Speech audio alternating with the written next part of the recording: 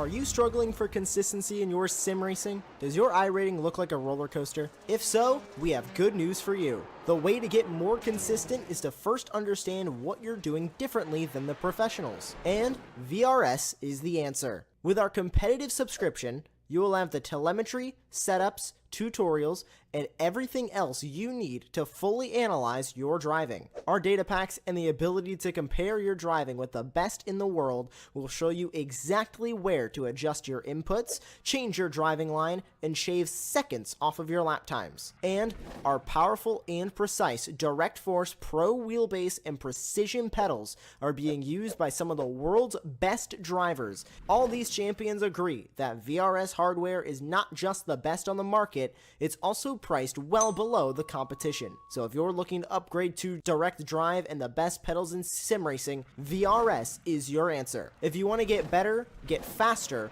and make it happen sooner rather than later, you owe it to yourself to find out why so many people are switching to VRS. You'll be so glad that you did. Visit www.virtualracingschool.com and learn why the best use VRS.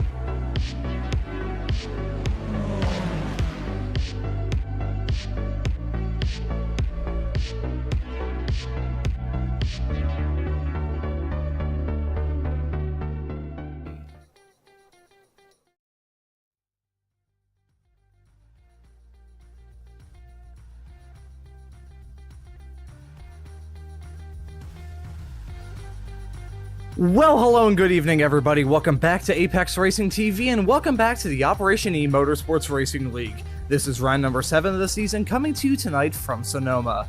My name is Ron Mons. Joining me in the commentary booth is Charles Bichelle, and in the virtual production hall we have our old buddy Josh Wilkie. And now, Charles, after a quick 1-week break, we now close this season off with 2 more races. The first tonight at Sonoma, a track which is really underrepresented in the iRacing world. This track can put on some pretty good racing, though. It's been a little while since we've done a broadcast around this racetrack, but with the GT3 and LMP2 competitors that we have in this series, I'm expecting some pretty good racing tonight. What do you think?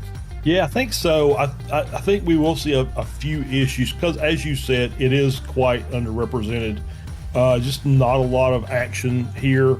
Obviously, NASCAR. This is one of their 3 or 4 road courses they rotate through. It's been one for many years. IndyCar, of course, runs here as well.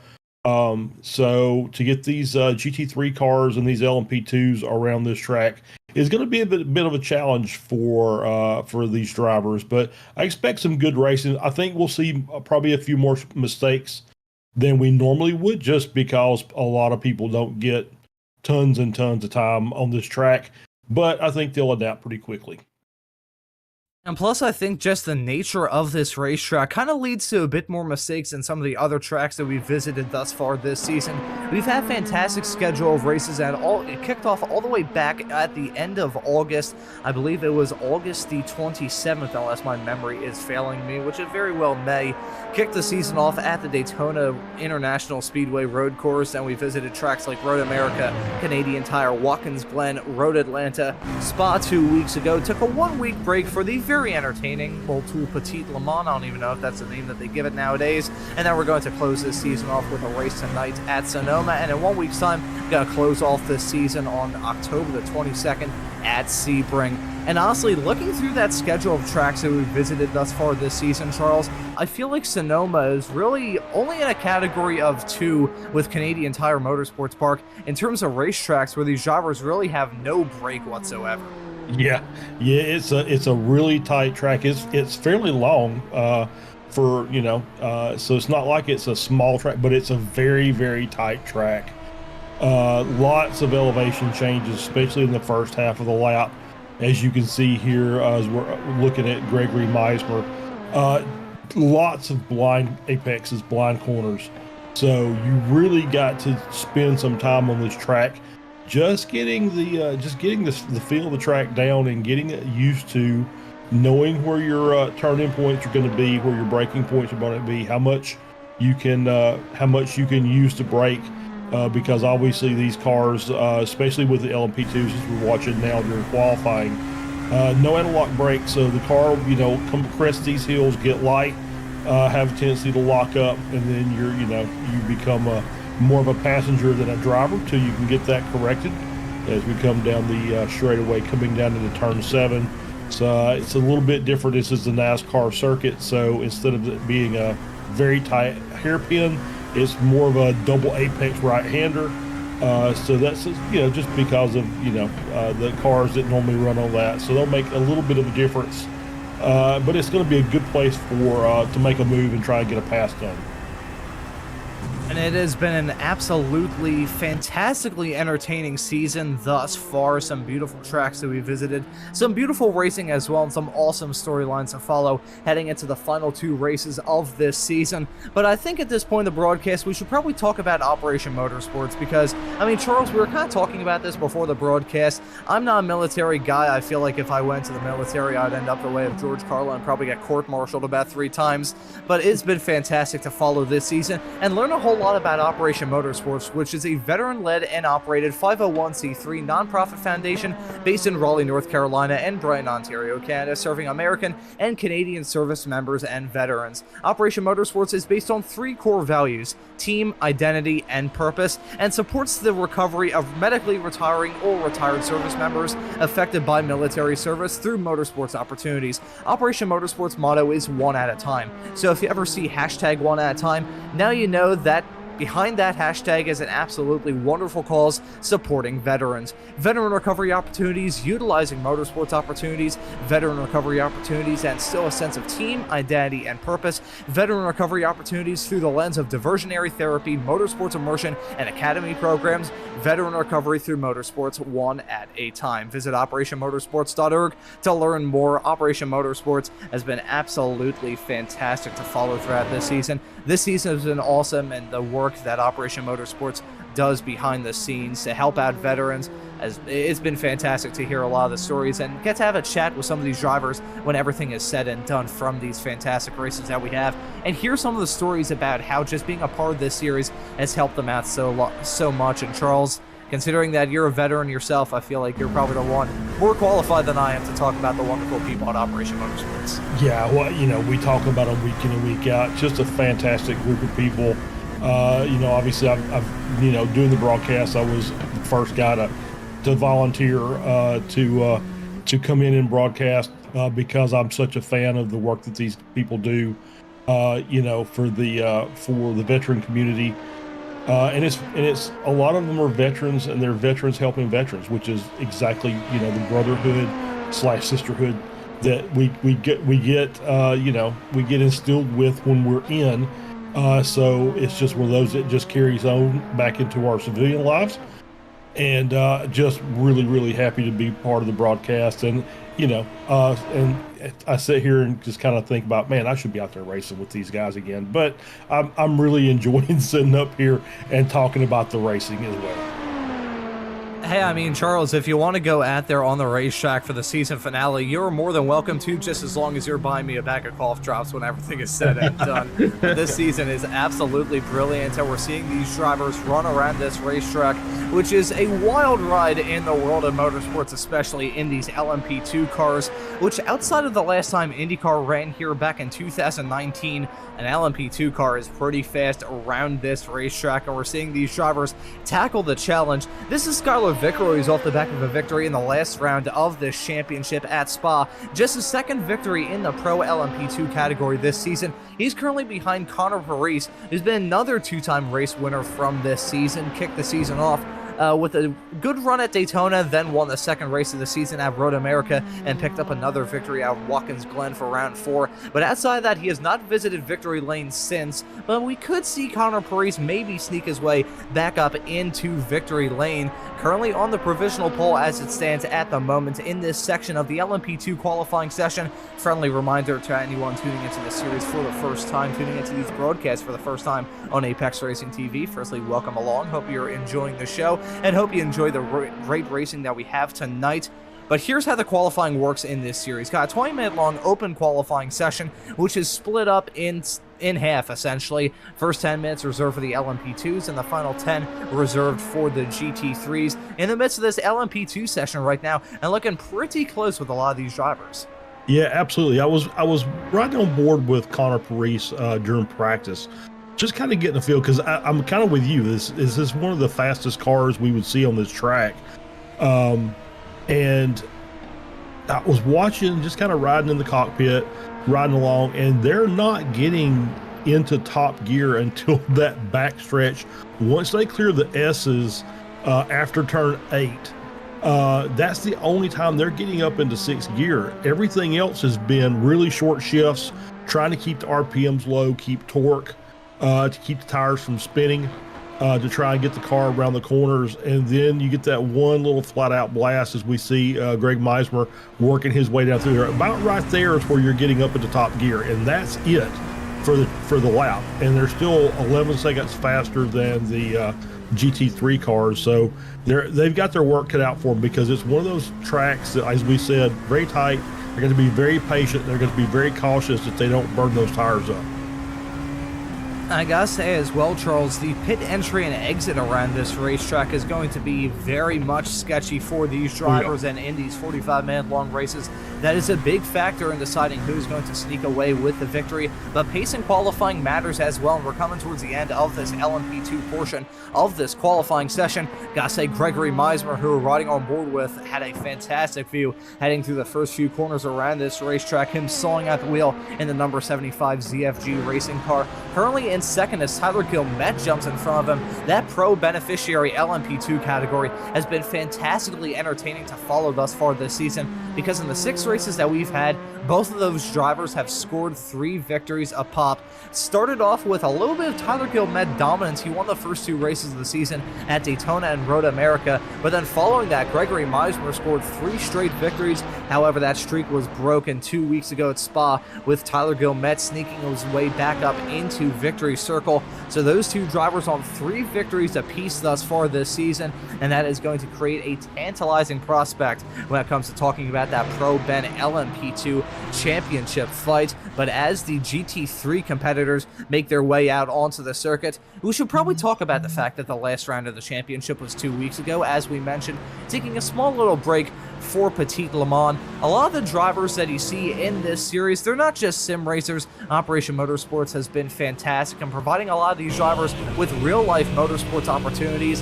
However, Operation Motorsports would not be able to do that if it weren't for one of the other fantastic partners that we have, that being CrowdStrike, because CrowdStrike is a proud partner with Operation Motorsports to advance their mission of empowering military veterans through motorsports.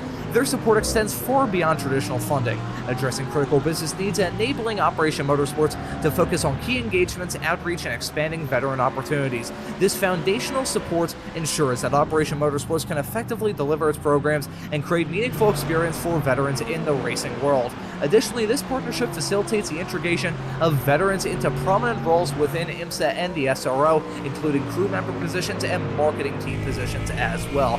CrowdStrike also engages in employee resource groups and volunteers in supporting Operation Motorsports at various SRO races, and also contributing to the building and distribution of veteran and family care packages. This collaborative effort enriches the motorsports community while providing valuable career and support opportunities for veterans. We'd like to thank CrowdStrike for being one of the fantastic partners with Operation eMotorsports and making all the stuff that happens outside of the sim possible. We've talked about George Kurtz, the CEO of CrowdStrike, a lot, and it's finally time that we actually remember his name. Well, I at least remember his name for these broadcasts.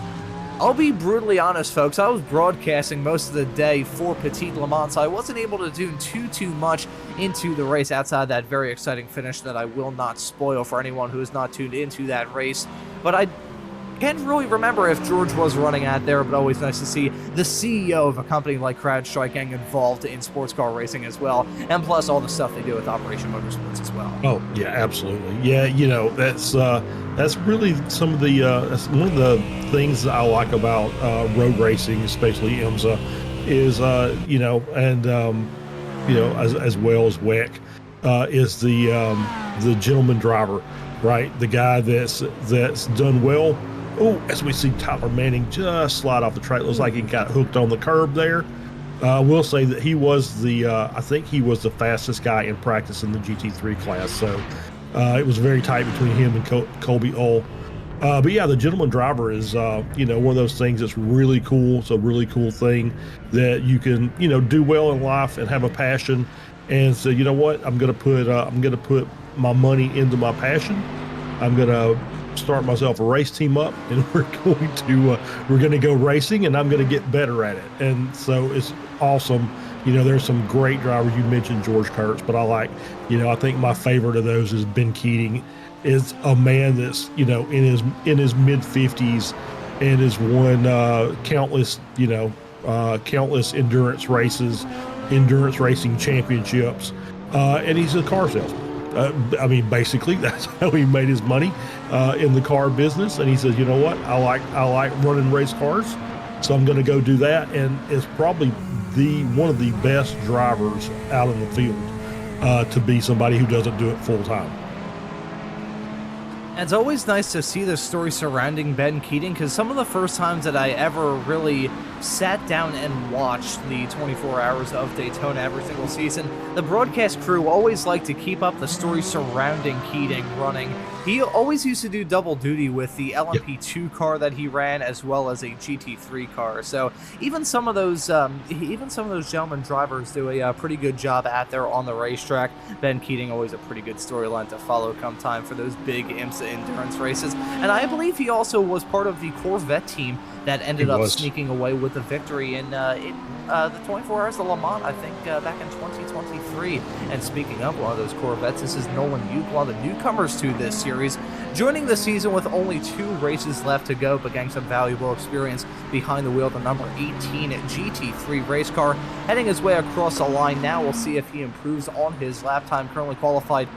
I think we may have a slight issue there. He is not a pro LMP2 driver. I believe he would be in one of the GT3 classes, unless my eyes are very much deceiving me and Corvette has decided to make an LMP2 car that looks very similar to how their GT3 cars look, but he's currently qualified at a 1-minute 33.642. But looking at those GT3 classes, Colby Ull in the open class, he has been absolutely dominant. There's no other word to describe it. He has a clean streak of victories thus far. He has gone 6 for 6 in Open GT3, and even in the beneficiary GT3 category, it's been a pretty good story surrounding Ian Carney, who I gotta say, even though he has 4 victories thus far this season, he's currently qualified in 3rd in the Ben GT3 class. So Ian Carney been pretty dominant this season, but looking like he's running into a small little bit of a hiccup here at Sonoma. And also looks like there's a little bit of damage on the front end of that 54 Porsche.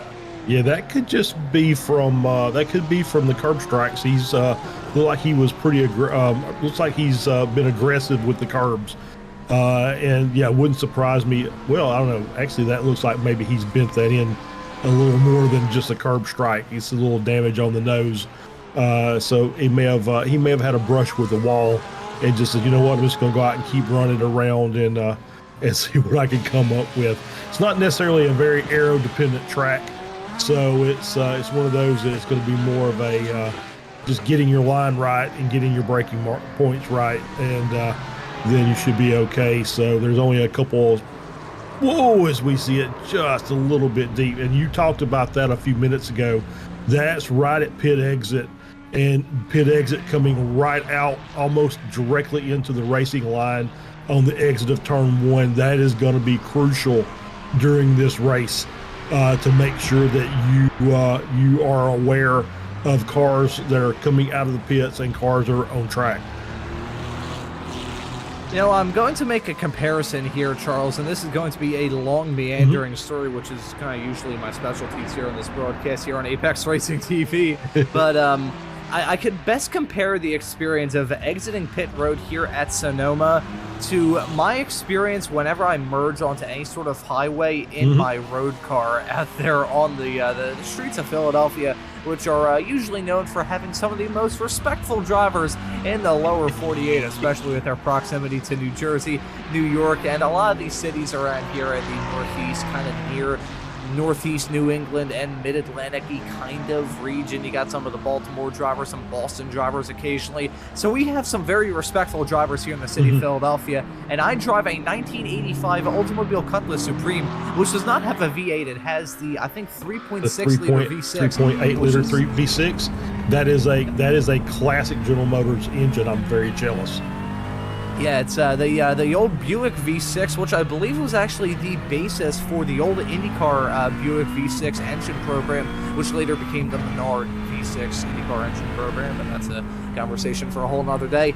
That engine out of the factory with that car produced 110 horsepower, but bearing in mind that car was made back in 1985, and 98% sure that fence technology was not good enough back then to keep all of those horses in the stable. So I'm probably pushing the better part of about 90 horsepower, which, considering I used to race a shifter cart in real life, you could probably mount 2 shifter cart motors together, just basically hot glue them together and link them up with the front axle, and I'd probably be pushing more horsepower than the motor that's in that car right now. So merging in with fast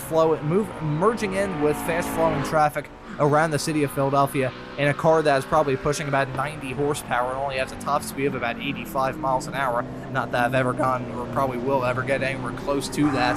That's the best way I can describe the pit exit here at this track. For some of the GT3s and even the LMP2s as well, that is a terrifying experience, to say the very least. Yeah, absolutely. That's going to be, like I said, it's going to be one of those trouble spots you're going to have to watch out for during the course of the race. I did verify that Nolan Uke is in the beneficiary GT3 class, so we'll see if we can get things updated there for that, as well as I'm looking to see who the other one. There's a P5 and a Ferrari in the Pro LMP2. Trying to see who that is, so we'll see if we can get that straightened out as well. So excuse me. Looks like qualifying is over. Corby on pole again. I think that makes him, was that 7 out of 7 this season? So Ty Shearing in second, Gene Kelly in third. Then in the beneficiary GT3, it is John Hicks taking pole in his McLaren with a 132.11. So it's going to be a nice battle back there. Looks like we've got about 3 cars within a second of each other up at the top of that field. So it's going to be an interesting race for those guys. That's going to be a pretty good storyline to follow with this man, Corby. He started this season off in a Mercedes and then moved on to the Mustang after the one of the last rounds of the season at Road Atlanta. Started off at Spa for the 6th round of the championship in this Mustang, contesting the final 3 in that Mustang, which usually does not have a fantastic reputation for going around corners well. So it's interesting to see the fact that he's been able to stick that Mustang onto pole in convincing fashion in Open GT3 as well, with about over a second in fact, between himself and I believe Ty Shearing in second. I do believe that a new Shearing has entered this series, that being I believe his younger brother, unless I'm very much mistaken. We'll probably talk about him in a little bit on this broadcast. Ty Shearing, who we've been seeing a lot of this season, now going to be accompanied by his brother Aiden Shearing. So I'll do the research here. Yes, so Aiden is the younger brother of Ty Shearing, having to hit the books there for a few moments to get that squared away. No, actually, I was going to make a correction there as we were talking with, So actually, Nolan, you actually ends up in P2 in the beneficiary GT3 class, and Carney at the very end of the qualifying session takes pole. So fantastic job by Ian Carney to get it the very last second.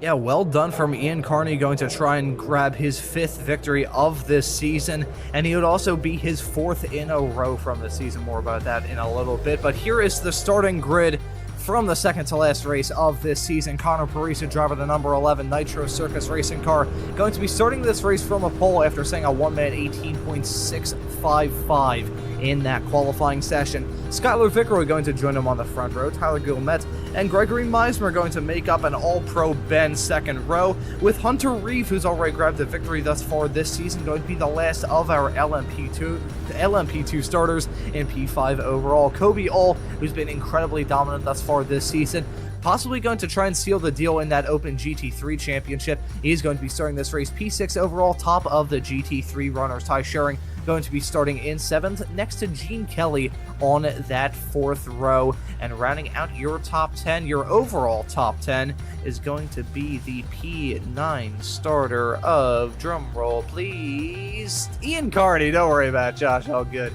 Ian Carney going to be starting this race in 9th in the number 54 car, top qualifying beneficiary GT3 driver, and Nolan Uke, the newcomer, going to round out your overall top 10.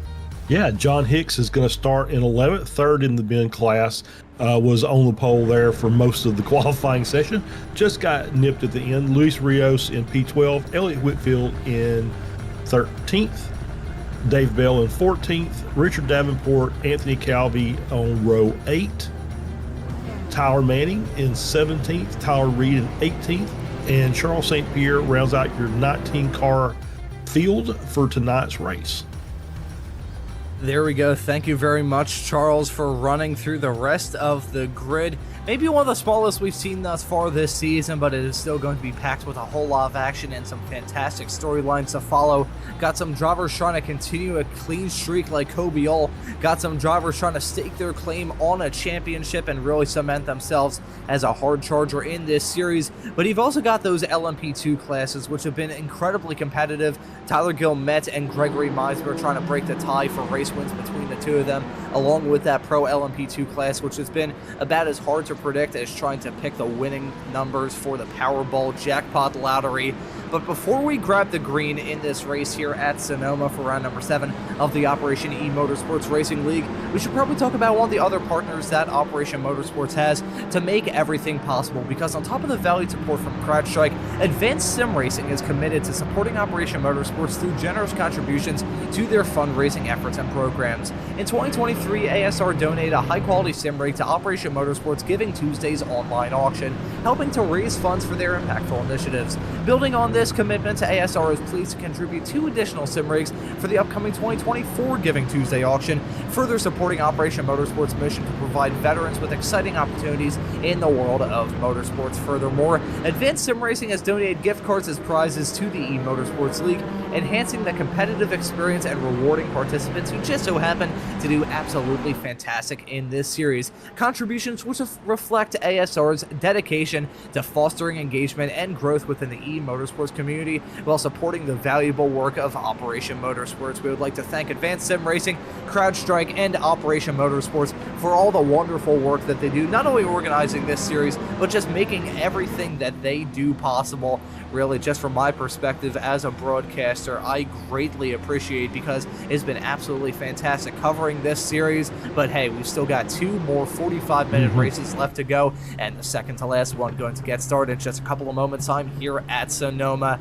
That pace car has made that long, treacherous run to come down pit lane. We'll definitely be talking about that during this race, but the field is now in the hands of our front row sitters, waiting for that green flag to come out to send them uphill and on their way into the first few corners. The green flags and the drivers are on their way. The LMP2s trying to get themselves sorted out, heading through the first few corners of this lap. Such a tricky run heading into the first heavy braking zone at the beginning of this race. Such a good overtaking opportunity for these drivers, but such a treacherous section as well. Makes one little mistake through there and you could be in for a world of trouble. Looking at the GT3s now, Kobe Olgang, a fantastic start in the number 3 car. He's going to be leading comfortably. Meanwhile, looking at some drivers nearly running on the pit entry, trying to find any sort of way to get past their competitors. Everyone wants to lead lap 1 around these races, but at a track like this, Charles, which is oh so difficult to try and pull off an overtake, yet oh so easy to make a very costly mistake, some of these drivers may be exercising a little bit more caution than they have done the past this season. Yeah, I think that's the name of the game for tonight. Is you want to be mistake free. If you whether you might not be on your max pace, but if you don't make any mistakes, you're going to have a good chance of scoring some points way up in the order, because there's going to be mistakes made during the course of this, and if you minimize yours, you're going to have a good opportunity to move up the grid. Yeah, I think the saying to finish first you have to finish is definitely going to ring true in this race at Sonoma tonight. Connor Parise going to be leading the field around to complete the first lap of the race. He leads in Pro LMP2 over Skylar Vickroy and Hunter Reeves a little bit farther behind. Gasset, Guillemette, and Meismer still running P1 and P2 respectively in the Pro Ben LMP2s. I believe they're currently running P3 and P4 overall as it stands currently. Looking at Tyler Manning, mega deep heading into the final hairpin of turn number 11, one of the last corners around this lap. Thankfully for him, he doesn't lose out on a spot. However, that was dangerous stuff for him. Meanwhile, looking at fight for the lead in the Ben GT3 category, Nolan Uke, the newcomer, the number 18 Corvette. He is still trying to throw some punches and trying to throw Ian Carney, who's been oh so dominant in that class. Has 4 victories thus far this season, with a newcomer looking to pass and nearly making contact. Yeah, that was a very now he's kind of caught up. Yeah, he's got it caught up. He's got to get back on his rhythm here.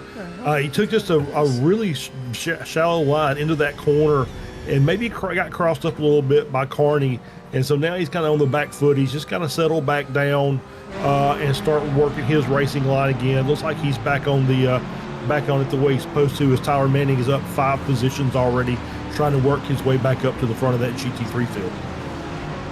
I'm not even sure what happened to my voice with all that drama heading down into turn number 4. That was so bizarre. I think my voice pitched up about 5 octaves. I haven't sounded that high pitched since I was about 11 years old, but that shows you how dramatic it was heading through the first few corners on this lap. That was near disaster for some of the Ben GT3 runners. Meanwhile, looking at the front runners in this field overall, Skylar Vickroy, who are riding on board with the number 28 ZFG racing car. He's running second, still behind Connor Parise. I think we're going to ride on board with him a little bit to just see these LMP2s carry oh so much speed heading through these corners. It's like watching a video game, Charles. It's absolutely insane seeing these drivers just haul the mail around these corners as well as they have, albeit there is some trouble in the air just because of the pit stops that they have to deal with, the challenging sections that clitter this racetrack, and also the curbs, which can just absolutely destroy your race. Yeah, absolutely. These curbs are not fun. They're there as a track limit, and they're very difficult to navigate, especially with the LMP2s. Sometimes the LMP2s just can't handle them as well, but so far those guys have done a really, really good job of just getting the cars around the track. As we said, this is it's almost too small a track for those LMP2 cars, so they've done a real good job to keep everything together and keep everything on the grate. As we're watching now with the battle here with Hunter Reeve, I think he started maybe way back in the back, or something happened. I'm not sure if he just did a pit stop or pit start, or if maybe he just got caught up there at the beginning and just had to make up a little bit of time. Some drivers are already on the back foot considering the drama that we had at the beginning of this race. I'm really shocked that there's only a couple of drivers that find themselves in a somewhat troubling and a bit harder position between now and the end of this race. Of course, we want to try and make up as much time as you possibly can, and at the beginning of these races, that's really the time to strike while the iron is hot. We've got to take a look at a replay of an incident involving Hunter Reeve. You can see him taking a big bite of the curb. That was heading through turn number 10. Hit the curb pretty bad on the inside, then hit the curb on the outside, and a big sideways snap hang through turn number 11. Yeah, that cost him some time for sure. He had to get the car checked up. That's the heaviest braking zone on track, is that hairpin to finish off the lap as they come back around, as we now on board with Luis Rios, who is running pretty well. He's running, looks like he's running second in the Ben class, and 6th in the GT3s overall, so he's having a really good run thus far. Looks like he's getting that Ferrari around the track, and he's kind of maybe getting held up a little bit by the 54 car of Carney. Like he's got a pretty good run going. And as much as I said just a couple of minutes ago, the fact that the challenges around this racetrack and the killer curbs litter this racetrack, you also got a whole lot of challenges with the drivers that are on it as well. That was near disaster between the two of those drivers heading through one of the slowest sections of this lap, that being the long pseudo hairpin, even though it's really 2 corners in one of turn number 7. That's such a tricky corner to try and get right, but it's also a fantastic overtaking opportunity if these drivers are feeling just a little bit bold, but it looks like that could have ended in blows for the driver who's still leading in the Ben GT3 class. Yeah, for sure. And that's a pretty tight little group there between Carney, Rios, and Uke. I mean, they're nose to tail on the track, and no real air separating them. And so now it's going to be, okay, strategy. As you saw Rios kind of take a look on the inside of turn 7. Carney probably just took the wide line, maybe did what we call a diamond, where he just kind of, took that apex in the middle on the outside as opposed to the 2 inside apexes for turn 7. And then Rios said, "Ooh, there might be an opportunity there." Took a look on the inside, no chance to make the pass. The good thing about that diamond cornering is you get a really good exit out, and so it's very hard. As we see a spin, and that is, I believe that was Uke. Yep, it was indeed. That turn 5, I believe, or is that turn 6? Just that really, really long, sweeping left-hand corner that's kind of an uphill to downhill as we're on board with him now. Crests the hill. Yeah, just the rear end just got a little light and looped the car around, but managed to catch it. No other contact with anybody else, so he's going to have some time to make up. Nolan Uke has been pretty quick thus far. However, he is showing why he's got the rookie stripes on that race car. Some pretty big mistakes thus far. He's been fast, though. Do not get me wrong. It'll be really nice to see what he can do if he puts together a really clean race, because I think he would be able to be a pretty strong contender in this series in the not-too-distant future. Looking at some strong contenders right now. Hunter Reeves, the driver of the number 44 TFG Racing Pro LMP2 car. He's had a pretty good season thus far. Hasn't really grabbed too many victories. Really just grabbed one earlier on in the season at Canadian Tire Motorsports Park, a race where really every single LMP2 car, with the exception of probably 1 or 2, got struck by a falling anvil at some point. But Hunter Reeves, still a pretty quick driver in this series, however running into some difficulties at the early stages of this race, and you can see him sideways coming out of 3A. I feel like this discussion pops up every single time we run a race at an American racetrack. Why do American racetracks label the corners as they do? I'm getting flashbacks of VIR. You've got turn 1, which is really marked like as a straightaway more than anything else. You've got like, you got a corner, you got 1 corner before you actually hit turn number 1, and they got like 3 more corners between turn number 1 and turn number 2. Then you got 3 and 3A. I just don't get. I remember tuning into NASCAR Cup Series race broadcast of this track probably back in 2017, I think, and they were going through the track map. And bearing in mind, folks, that's not the layout that we're using here with the carousel. That was the layout that NASCAR ran originally before they added in the short chute, and then NASCAR tried rerunning it a couple of years ago. But they're running the short chute here at Sonoma, and the track just mysteriously went from like turn 3 to turn 7. So you know what, I'm not even going to ask any more questions, because it's just going to lead to more questions than answers. Let's get back to the racing and talk about Conor Parise, who's dealing with the lap traffic pretty expertly, as he's been able to grow that lead between himself and Vicroy. However, Vicroy's still within striking distance, and Parise trying to deal with a little bit of challenge from, I believe, Gene Kelly in the Ferrari. Yeah, it's that's going to be a premium. We're working through the field. We're 8 minutes into a 45-minute race. They're already lapping the GT3 cars, so this might be a continuing theme for the rest of the race. It's just going to be the challenge of them trying to work their way through and around GT traffic as we get on board here with Ian Carney across said corner 3A, and just misses the braking point. I think he got caught up on the curb and just basically had to give up the spot.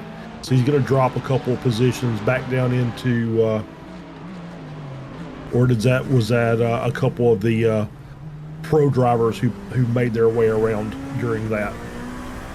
So it looked like he did get passed by a couple of cars, so but it doesn't look like he's lost any positions on the track. A small little mistake, though, can probably hurt the morale just a little bit. Have a feeling that this is probably the most amount of pressure that Ian Carney has run into thus far this season. Certainly the most amount of pressure he's had to feel in some time is Skylar Vickroy nearly having a big crash heading down into turn number 3. That's the Mercedes GT3 driver right in front of him, trying to get a number off of that car. That is the 46 entry. That was a major source of drama heading in. That was a big moment with himself, and I believe that may have been Ty Schuring in the 46, so my eyes deceiving me. I think I said 48. It's actually the 46 car. There he is. There's Ty Schuring, the Open GT3 racer, currently running second in the class at the moment as Corby begins to pull away, looking to try and grab a 7th victory from 7 races this season. But Ty Schuring, very lucky that the LMP2 cars have a bit more error braking than GT3. Otherwise, that would have been absolute calamity heading into 3. Yeah, and you can just see the, as we see it right there again. Oh, just so close to just disaster there for all racing along with, I think that was Gilmet. I'm not sure. We'll have to check to see. Anyway, but yeah, you can just see the speed difference between the two car classes and how tight this track is. That you almost have to just plan the corner. Skylar Vickroy, thank you. Had to plan that corner, a couple of corners early to make that move, and just get your timing right, because obviously once you start climbing up behind them, the speed difference is pretty dramatic, especially when those GTs are trying to corner. Despite the fact that we're only a couple weeks away from Halloween, I don't think any of these drivers want the amount of spooks that they have been given thus far, especially for some of the GT3s, as a near bit of wall contact with John Hicks, the Savage 7 308 McLaren heading down into turn number 11, running mega wide. That's such a tricky corner to try and get right. You're trying to drop the anchors badly, even in a GT3 race car.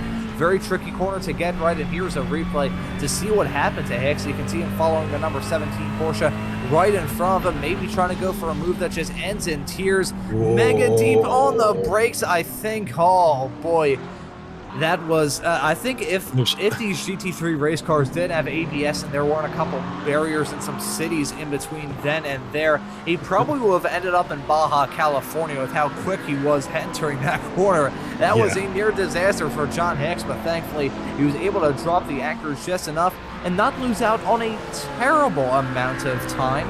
I think actually when everything was said and done, he may have even got that move done on Richard Davenport, which I believe was the driver that he was trying to get the move done, hang down into turn 11. Yeah, absolutely, I think. And that was, as you said, it was very optimistic to make that move down into the hairpin.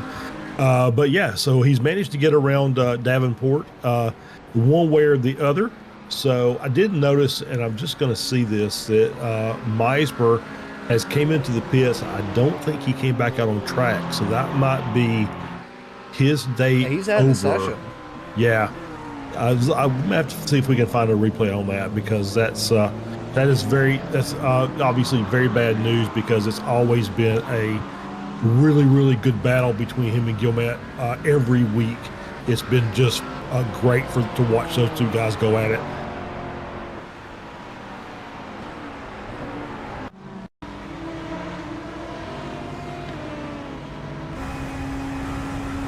Now trying to figure out what exactly happened to Gregory Meismer.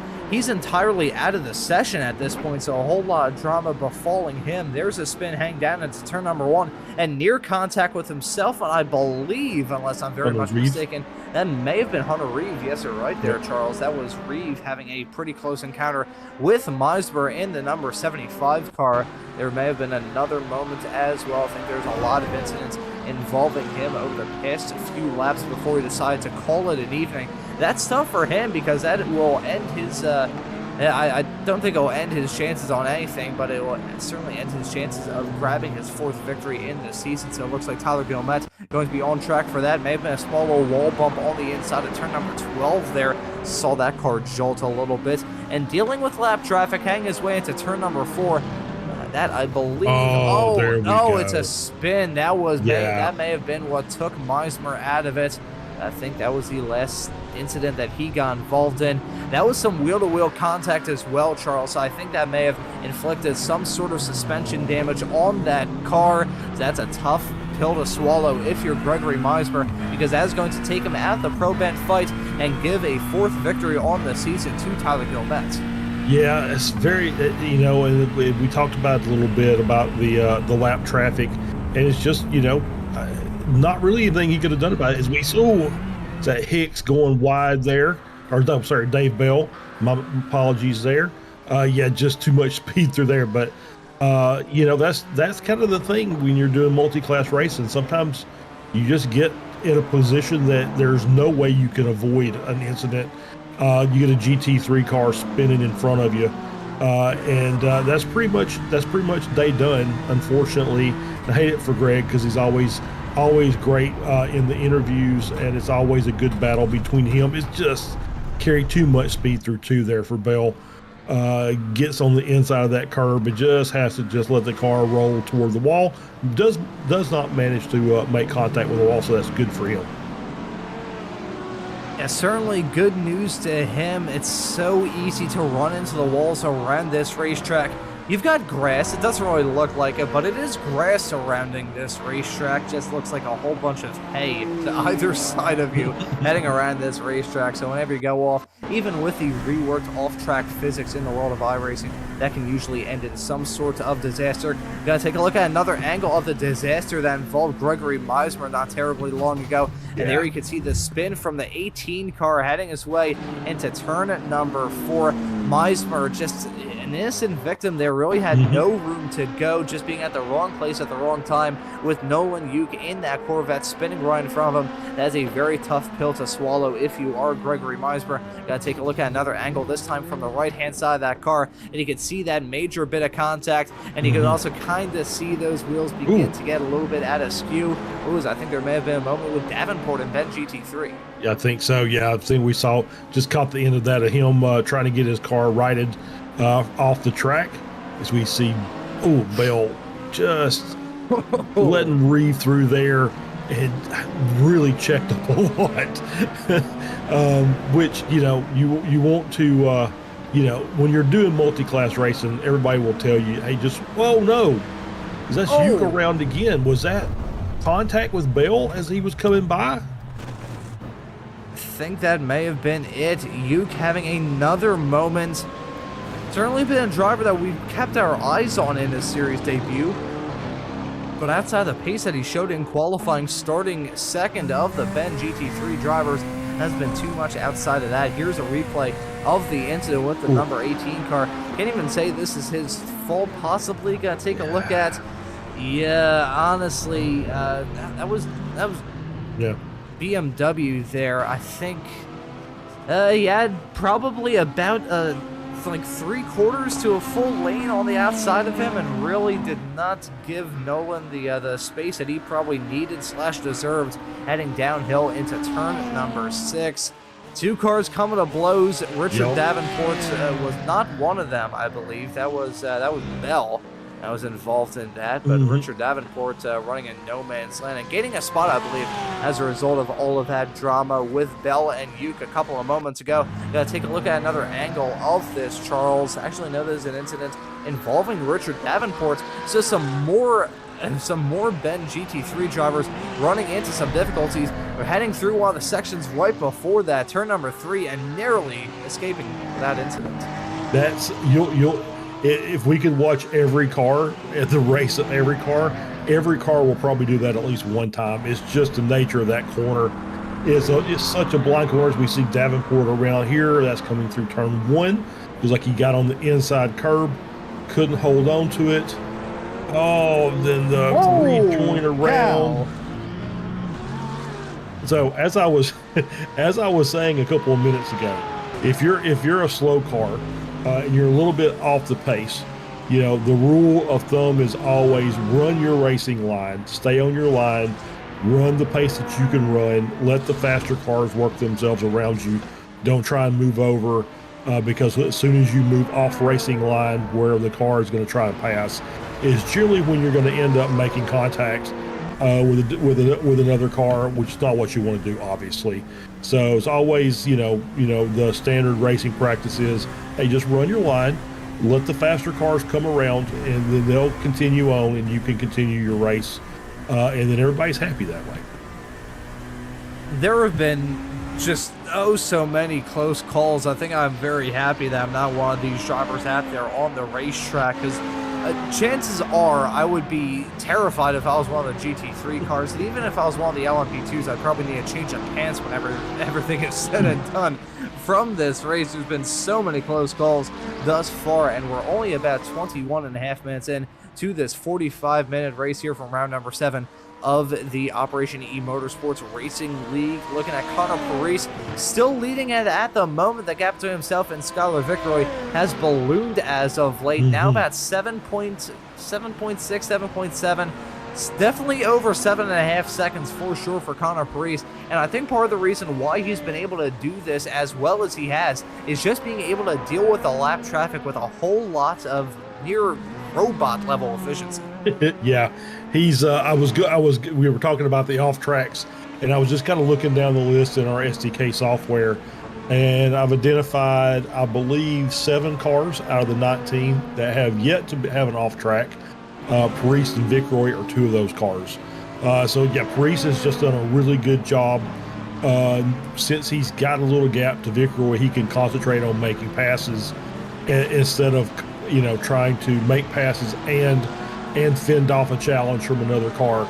So that's really helped him out, and so he's able to he's done a real good job of just setting those passes up and making them and getting out of the way and letting the rest of the cars race. So well done to him as well. So Vicroy's also done a good job, and we still have pit stops left, so there is an opportunity there for Vicroy to make up some ground. And as I'm sitting here thinking about it, we're 23 minutes into this race, so the LMP2s aren't really putting out max pace. I'm wondering if there's a chance that maybe one of these guys tries to do a no stop strategy as we see Hunter Reeve come in. Ooh, there we go. There's Hunter Reeve, the driver running 3rd in Pro LMP2. I think there may be some meritary theory possibly there, Charles. These drivers have definitely noticed the fact that a lot of these races have been pulled because of strategy calls that turn out to work for a lot of these drivers. So maybe going for something off the wall. I mean, maybe a driver... I think if anyone's going to risk it, it will probably be Tyler Gilmette in the Pro Ben LMP2 category, because with Gregory Meismer out of the session, out of the race, he's guaranteed the Pro Ben victory, even if he has to tow back to the pits when everything is said and done, because he runs out of fuel out there on the racetrack. So maybe he's going to go for all that glory and try and snag the overall victory, which would be an incredibly impressive result for a Pro Ben LMP2 driver. I don't believe we've had a driver do that thus far this season. So Tyler Gilmette looking to try and join a very elusive club of 1 thus far in this season. But as these pit stops begin, I think we'll go through the leaders as it stands at the moment in all 4 of our classes.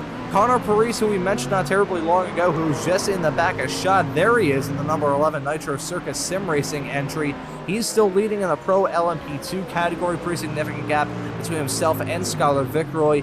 In the Pro Ben class, it was Tyler Gilmette leading at the moment. This man, Corby leading an Open GT3, the Eternal Racing number 3 Mustang, has been eternally fast thus far this season, and has been eternally up in the front as well. I think all the drivers in that series are probably maybe starting up some sort of GoFundMe, possibly to buy themselves like an Acme falling anvil to drop on Corby at the end of this season, because I mean, he's on track for a pretty convincing championship win.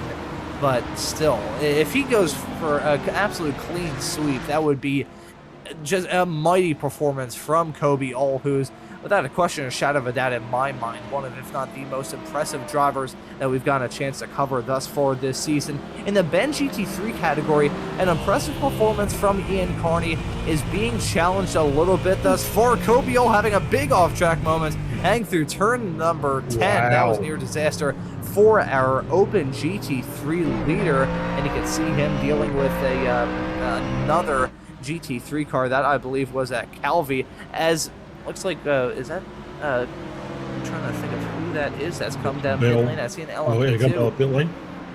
Yeah, is that Hunter Reeves coming in yet again? This is odd. Interesting. That is odd. Yeah, I'm not sure. Yeah, he's changing tires. I'm wondering if maybe he didn't have that set last time. But obviously that takes him out of any type of competition for a race victory. But you know, he's running third, you know, in the Pro LMP2 class, and you know, if he manages to sweep the season, then he may no good deed going unpunished. He may get promoted to the higher class for next season. I mean, that would still be pretty cool to see. He's been absolute wheelman in the GT3 category, so that'd be pretty cool to see him in maybe some LMP2 machinery or some faster machinery in next season. We'll have to wait and see how things shake out for Corby all in the not-too-distant future in the Operation Motorsports world. Gotta say, in the Ben GT3 category, that was a big bit of wall contact, my apologies, folks, with, I believe that may have been, it was a McLaren for sure. Trying to figure out what McLaren it may have possibly been Hicks, running third in Ben GT3. That class is currently being led. I nearly said lead, and that I don't believe is a word in the English language. Ben GT3 at the moment is being led by a driver who's had a pretty up and down season, that being Luis Rios, who according to our graphics is a LMP2 driver. He's certainly been showing LMP2 speed compared to everybody else in Ben GT3. He's in front of Ian Carney by a pretty significant margin, I believe. So there's been a pretty good fight to follow with, actually, has Carney just gotten by him? I think he has. Yeah, Carney's right in front of him. So yeah, that battle's still continuing on. They've been those two plus Uke for a while. Uke now in the pits. So Carney leading that class. Rios obviously right in a great position to capitalize on any mistake. Rios, I mean, thus far in the time that we've been able to see him in this series, I don't think we've seen him be in contention for a victory. I gotta say, though, credit where credit's due to him. He now finds himself in a podium position in Pro LMP2 as a result of the extended trip down pit lane for Hunter Reeve. He still stops, so I'm not sure what in the world is going on there. Here's Sean Hicks in the 308 Savage 7 McLaren. I believe he may have been the driver that made contact heading out through turn number 12 about a lap ago. That wall sneaks up on you a whole lot. It's very similar to the swimming pool section at Monaco. Looking at it, I think that wheel is a little bit out of skew. Slight left-hand down action. You can see a little bit of damage on the front of that race car, which just disappears in the blink of an eye. These drivers using fast repairs that they have. Corby coming down pit lane from the lead in open GT3, and he's being joined by Manning, who at the moment finds himself third in the class. So they've made their stops. We still have a few cars that have yet to pit. Got Schuring still out on track, Manning in the pits, as well as Ole Dunn on his way out. Calvi was in earlier, had a 2-minute and 28-second pit stop, 2:15 stopped. So obviously either already used his fast repair or forgot to turn it on and had some damage, so that had to be fixed up. We see Davenport working his way off pit road. And so getting down to the last 15 minutes of this race, and as we see more and more pit stops coming in now. Yeah, there's Dave Bell in the 313 BMW. He is joined down pit lane at the moment by the front two in GT3. This hometown producer is a drive-through penalty for Dave Bell. He's been involved in some incidents thus far, so that would not be too much of a shock. And plus, based off the fact he only spent 34.9 seconds down pit lane, kind of adds a little bit of credence to that theory. So Bell running into some difficulties thus far. That's going to drop him down in Ben GT3. Looking at the fight between Carney and Rios for that Ben GT3 lead. Looks like, I believe, Carney is going to get a pretty big gap over Rios, who spent a whole lot more time down pit lane, 58.8 seconds compared to Ian Carney's 44.4. So Rios, not sure what took so long for him to come down pit lane. I think he may need to invest in some Red Bull for his mechanics. Yeah, maybe so. Yeah, it was an extra 3.7 seconds stopped for Rios. And then even that, I think he took a little extra time working his way into the pits. And you can see, and I mentioned this, I was just on Road Atlanta, which is a similar track to this. And I was running the Corvette and was really struggling with the curbs. And you can kind of see that with Rios as well. Seems like every time he catches a curb, that car just wants to misbehave. As we see Paris working his way around some more GT traffic. And still continuing to lead the race by a nice sizable 8.5 second margin.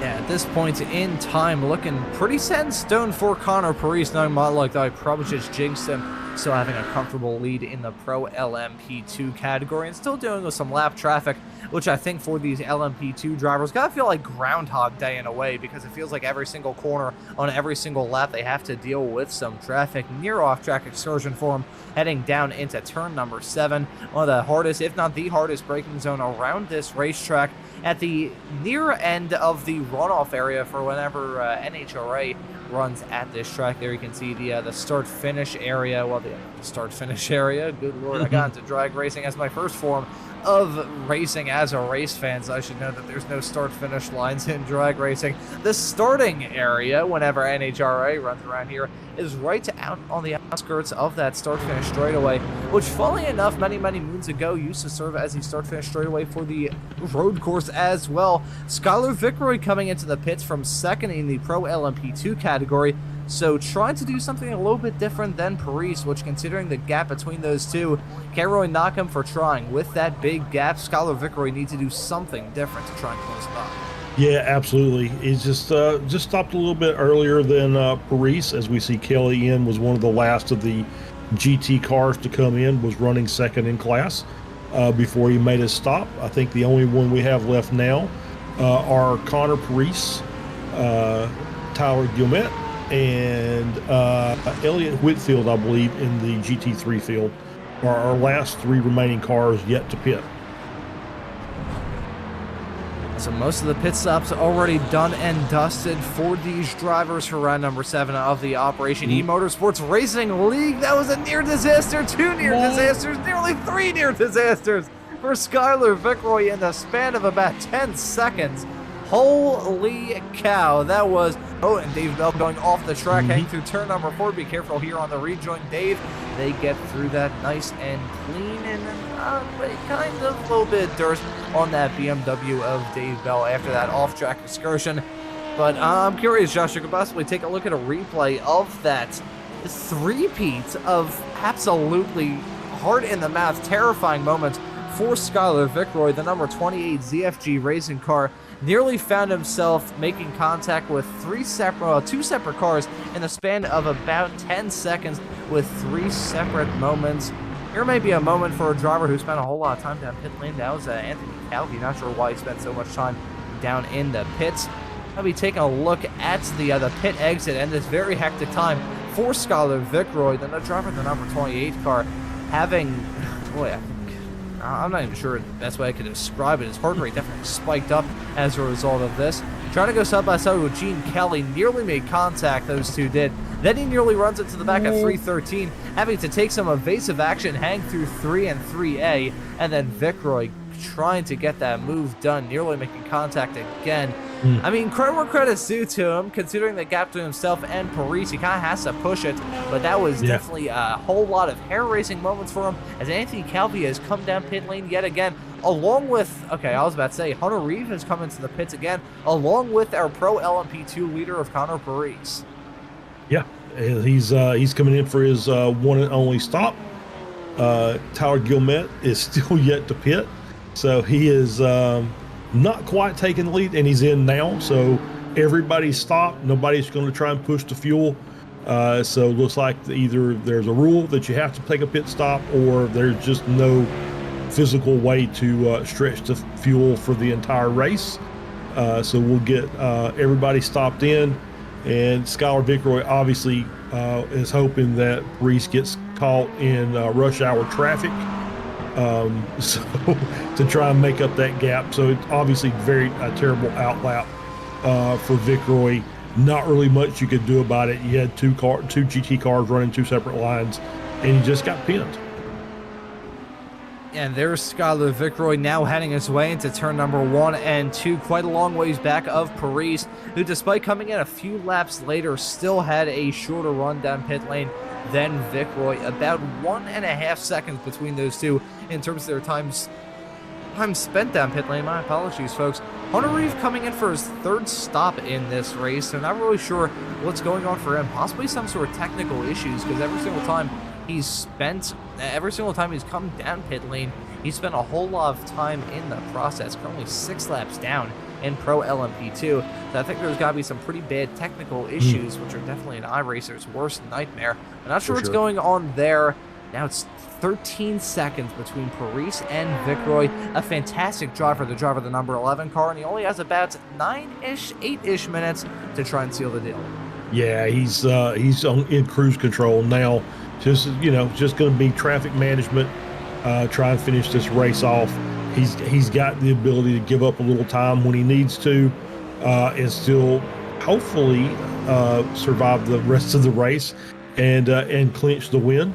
I'm sure Vickroy's not thinking that. Vickroy wants to try and get up there and give him a challenge, but it's sometimes traffic gives and sometimes traffic takes away, and it looks like Paris has had the best of it today. Yeah, some of these drivers getting the short end of the stick, some of them getting the long end of the stick in terms of luck, which in these races, I mean, driver skill is always so important, but luck can usually play a pretty big factor as well. Looking at probably the closest class fight that we have at the moment, with about 14 seconds between Paris and Vickroy in Pro LMP2.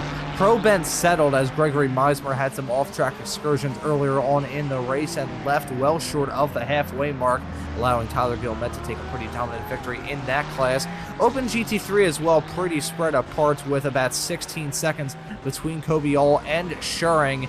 In Ben GT3, though, the fight between Luis Rios, the Ben driver, the number 10 Ferrari, about 1.5 seconds behind Ian Carney, looking to try and grab 4 straight victories in this season, which is only a feat that one other person has done thus far, that being another GT3 driver of Kobiol, which honestly, Charles, that's some pretty good company to find yourself in this series. Yeah, absolutely. And yeah, Rios has done a good job. He was several seconds back. He's done a really good job of making up that gap to Carney, and they're going to make a race out of this before it's all said and done. If Rios keeps his pace up, we're going to have a nice battle here at the end of the race. I'm not sure if maybe Carney underfueled a little bit. Maybe that's why he's having to take it a little bit easier to make sure he gets it to the end. Because we talked about the gap in 3.7 seconds shorter pit stop than Rios, so maybe he gambled a little bit on fuel, and so now it's going to become a race here as the gap is now 0.7 of a second. Maybe my perspective's a little bit different on this, Charles, but if Ian Carney underfueled his car, that would not be a smart call for him at all, considering he's trying to go for 4 straight victories. Already has 4 victories thus far this season, trying to go for his 5th tonight.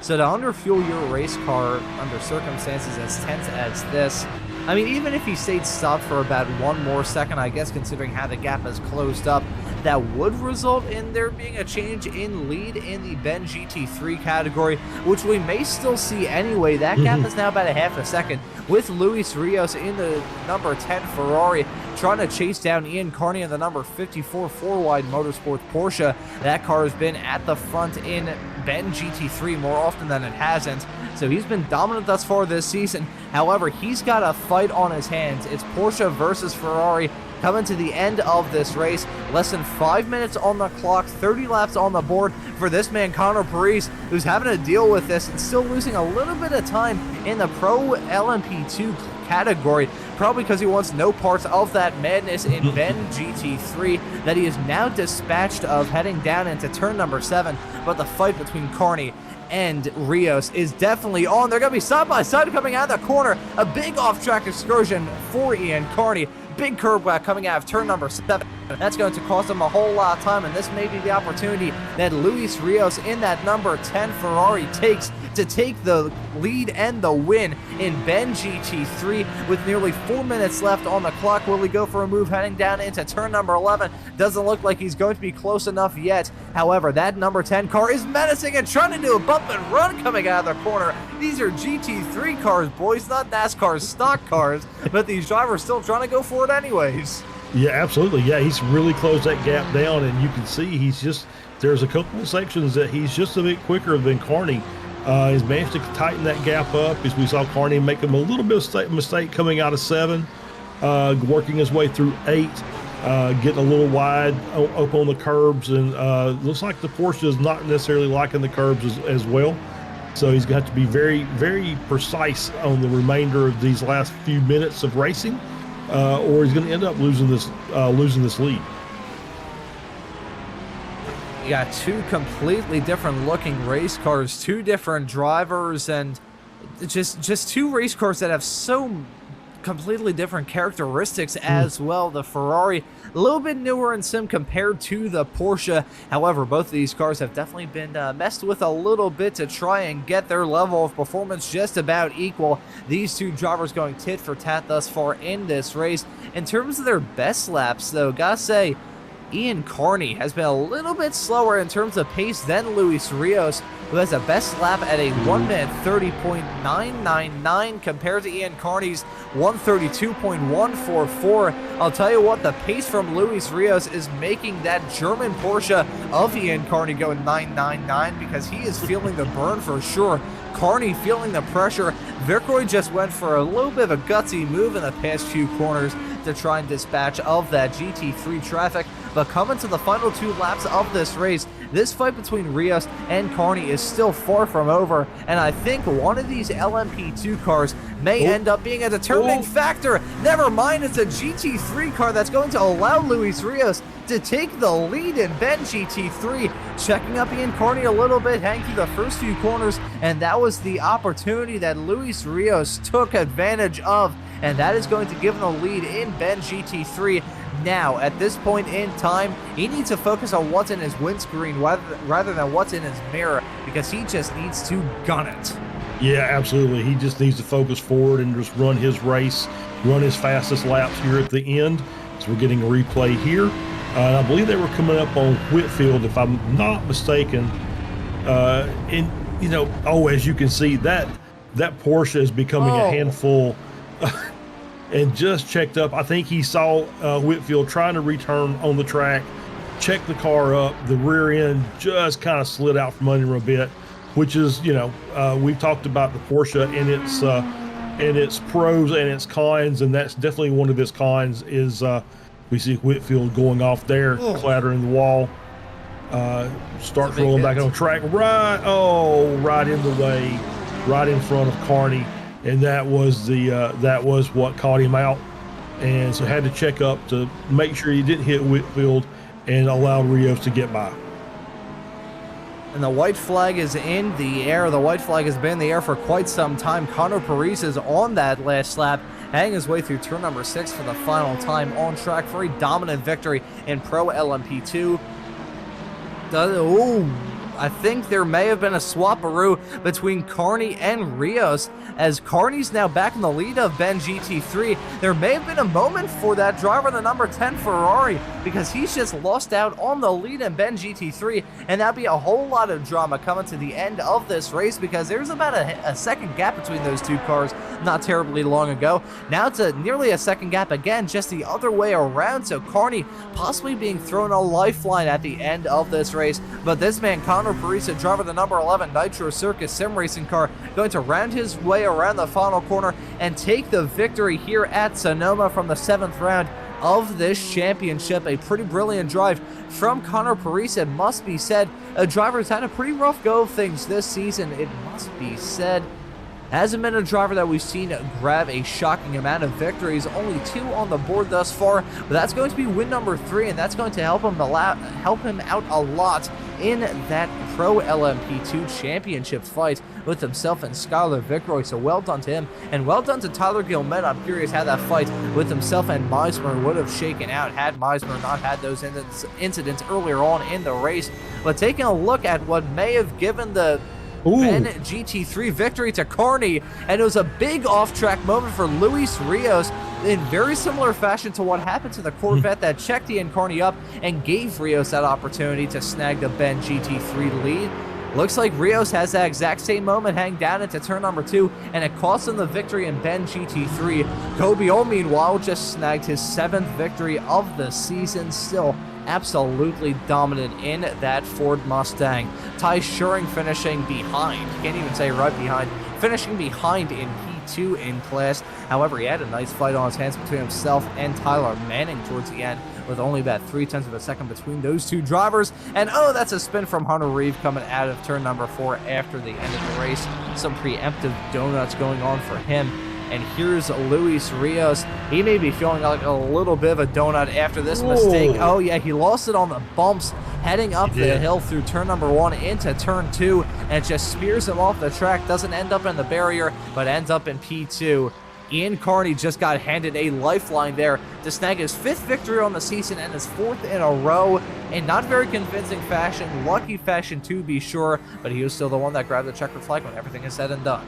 Yeah, absolutely. Yeah, it's just that's the way of this track is just when you think you've got it figured out, you hit a rogue bump, or you take a slightly different line through a corner with the weight being a little different. And as you saw, Rios just lost the rear end of the car. Didn't look like he was really taking too much speed in there, or way too much speed in there, but just once again just kind of lost it and allowed Carney to come back and take the lead and the win. And so I believe most, if not all, of the cars have taken the checkered flag from this race. We may get some donuts from Corby. Oh yes, we will. Don't hit the wall. Oh, tapped it a little bit. Oh boy, if this was a world of NASCAR, you know that Twitter would be awash of people saying that he was cheating and had to hit the back of their car to try and full tech inspection. But don't have to worry about that in the world of iRacing, because I don't think there's going to be a bunch of preteens on Twitter that are going to be losing their minds over all of this. I'm losing my mind over the smoke show from Corby. Oh, this is a beautiful burnout on that start-finish straightaway, actually in that small little patch on the inside of turn number 11, which those who've seen a lot of NASCAR races around this track may remember Gilligan's Island there back in the 90s, I believe, when they had so many entries for a race here at Sonoma, they had to add an added pit lane in that section of the racetrack. But looking at these drivers burning it down when everything is said and done from the second to last race of this Operation eMotorsports Racing League season, all the cars, I believe, have now taken the checkered flag, so we'll run through the results when everything is said and done before we move on to some interviews and wrap things up from tonight's broadcast here on Apex Racing TV. And I'll tell you what, for those who have tuned into the racing action thus far, it's still not over yet. In 1 week's time, gonna bring this season to a close at Sebring for some LMP2 and GT3 action, the action that you always expect from this series. Connor Parise takes a victory when everything is said and done, his 3rd victory in this season. He wins it over Skylar Vickroy, who finishes nearly 14 seconds back in P2. Tyler Gilmet, the Pro Ben LMP2 driver, going to round out your overall podium in 3rd. Corby now scoring 7 victories in this season. That number 3 car has been on rails and proving that, even though he had a little bit of a challenge on his hand in the earlier stages. And that's going to be Ty Schuring rounding out your top 5 overall. Tyler Manning, the Canadian in the number 13 car, going to finish right behind in 6th. Tyler Reed finishes in 7th. Gene Kelly finishes in P8. Ian Carney snags a pretty dramatic victory in the Ben GT3 category in front of Luis Rios, the driver of the number 10 Ferrari, who despite finishing P10 overall and P2 in class, still gave Carney a hell of a challenge, and that rounds out your overall top 10. Yeah, John Hicks finishes in 11th. Dave Bell in 12th. Nolan Uke in 13th. Richard Davenport 14th. Elliott Whitfield 15th. Hunter Reeve had some trouble during the course of the race, finished in 16th. Anthony Calvi in 17th. Greg Meismer, obviously we talked about him earlier, finishing 18th, and Charles St. Pierre finishing 19th. Both Tyler Manning and Tyler Reed share the Hard Charger Award. Both gained 11 spots during the race. I think Manning really would have really needed a good qualifying there. I think he had maybe something for all, but the drop in the qualifying spot really hurt him. And so that is going to be the results when everything is said and done here from round number 7 of the season at Sonoma. Got some drivers waiting in the interview waiting area, and I think the first driver that I'm going to drag here into the commentary booth to have a quick little chat is going to be our eventual winner in the Ben GT3 category, that being Ian Carney, who now joins us here on Apex Racing TV. Ian, it was certainly an up and down night for you and an up and down final 10 minutes. Talk us through the race that we just saw here at Sonoma.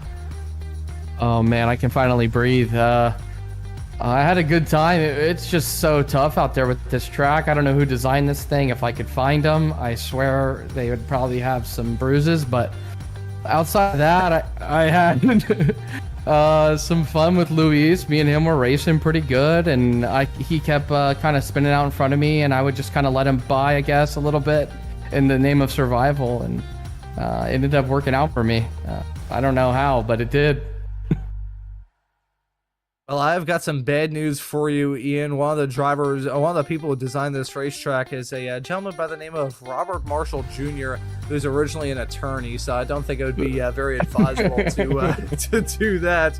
But it was still a pretty hard-fought show from you, and you snagged yet another victory from this season. I believe you're 5th from this season, so heading into the final race of the season at Sebring in 1 week's time, gonna try and gun for win number 6? Yeah, I'm gonna try to. Unfortunately, we didn't have Tanner Masters or I think Brandon Mateo, who are P2 and 3, I guess, in beneficiaries this week. So hopefully they're back tomorrow so we can have a good race, or not tomorrow, next week, so we can have a good race. I know Sebring pretty well. Sunset Corner is, and even the final turn there. The track is so tough because of the way it's built on those uneven concrete kind of tiles. Man, it's going to be another tough one. It really will be. Well, fingers crossed. It's going to be an exciting show. This season has been fantastically entertaining to follow thus far, and you've put on a pretty good show for us tonight here at Sonoma. And before we let you go and celebrate that victory in the Ben GT3 class, is there anyone you want to give a thanks to or shout out? Yeah, I appreciate the compliments there. I definitely want to give a shout out to Operation Motorsports. They have a fantastic program. I want to give a shout out to you guys up here in the booth, making this a show for us all, for everybody watching. I want to give a shout out to my team, 4 Wide Motorsports. We got quite a few guys. I mention them pretty much every week I'm up here. And I can't thank them enough for the support they give me throughout the week practicing for these races. And of course my wife, she allows me to tonight she made dinner for me. She cleaned up dinner just so I can focus on this, and I love that. And so appreciate you guys. Thanks so much. There we go, Ian. Thank you for the kind words. And as a wise man once told me, happy wife, happy life. So I will just leave it at that and let you celebrate this victory. Excited to see you back on the racetrack for the season finale at Sebring in 1 week's time, man. Thanks for joining us. Looking forward to it. Thanks. And that right there was Ian Carney, the victor in the Ben GT3 category. Now, Charles, who would you like to have a chat with? Well, let's talk with our our beneficiary LMP2 winner, Tyler Gumet, and we'll bring Tyler in here. Tyler, it's been you and Greg basically the entire season battling from start to finish of these races, but then Greg had some trouble with the GT3 spun in front of him, basically crashed him out of the race, and so it was just basically you versus the traffic, I think, for most of this race tonight. Yeah, I'm still catching my breath. I forgot to breathe at this track. It's wild. Yeah, I was watching, like I said, I was telling during the broadcast, I was saying that I was watching a lot of practice, and the LMP2 seemed like they really couldn't get up to full speed except for that very last blast down to the final corner. You basically were doing a lot of short shifting and really kind of planning the traffic management out during the course of the race.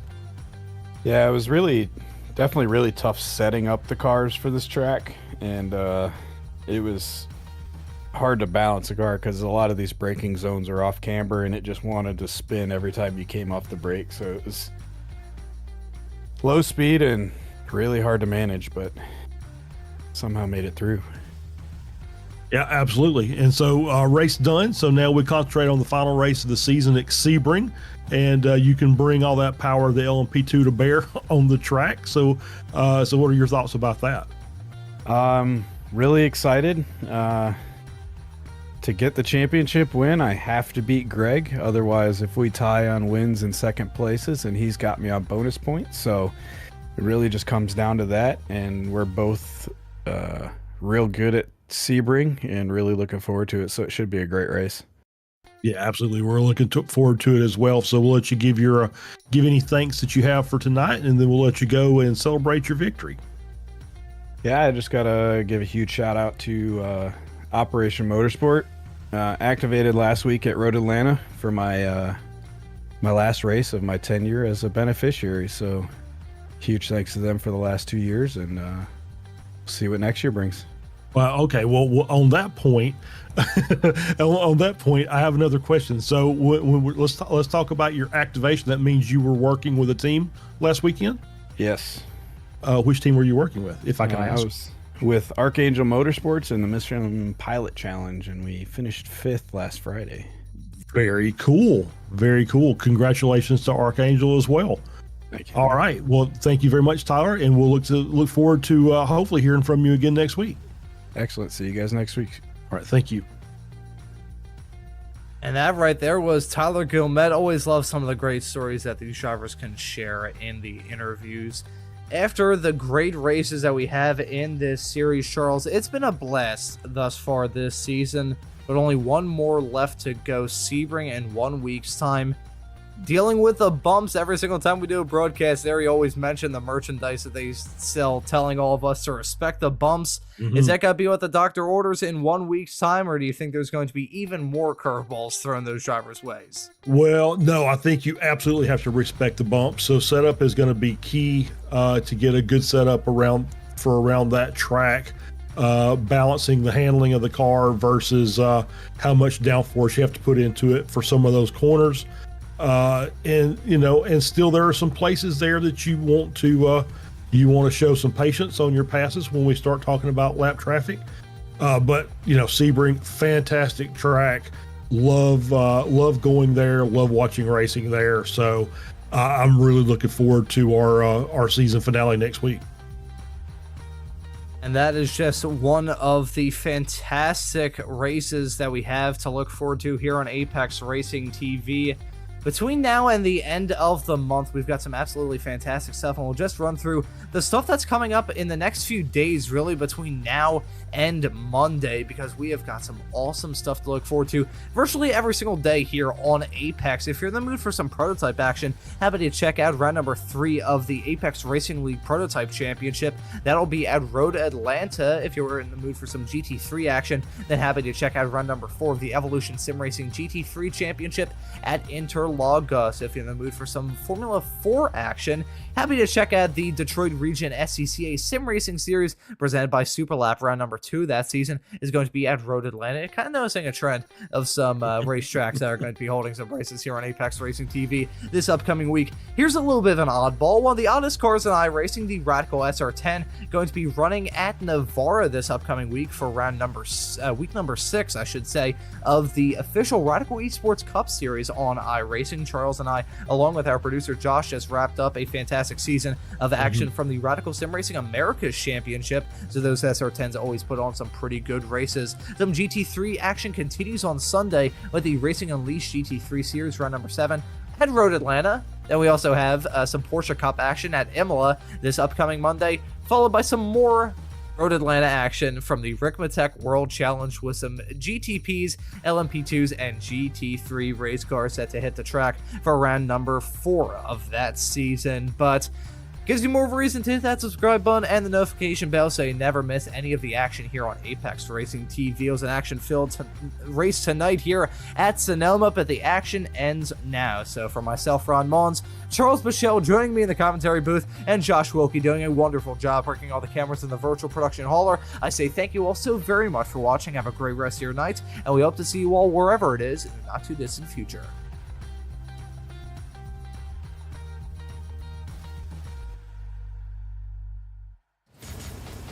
Are you struggling for consistency in your sim racing? Does your iRating look like a roller coaster? If so, we have good news for you. The way to get more consistent is to first understand what you're doing differently than the professionals. And VRS is the answer. With our competitive subscription, you will have the telemetry, setups, tutorials, and everything else you need to fully analyze your driving. Our data packs and the ability to compare your driving with the best in the world will show you exactly where to adjust your inputs, change your driving line, and shave seconds off of your lap times. And our powerful and precise Direct Force Pro wheelbase and precision pedals are being used by some of the world's best drivers. All these champions agree that VRS hardware is not just the best on the market, it's also priced well below the competition. So if you're looking to upgrade to direct drive and the best pedals in sim racing, VRS is your answer. If you want to get better, get faster,